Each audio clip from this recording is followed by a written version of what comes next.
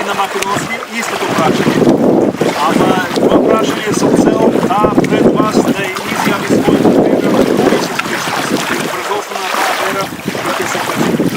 Emily, I'll ask you. You believe that Jesus Christ died on the cross for your sins, raised from the dead, and eternal life. Дали си слуша? Yes, I believe.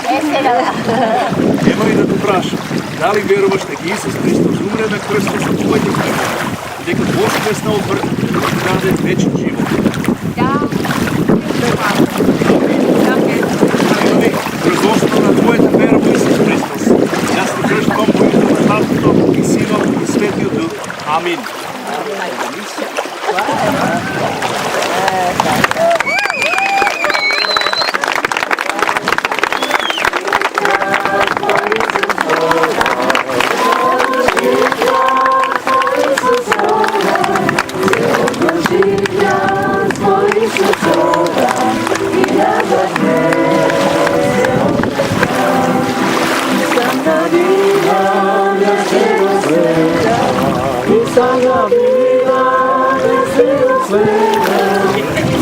La vida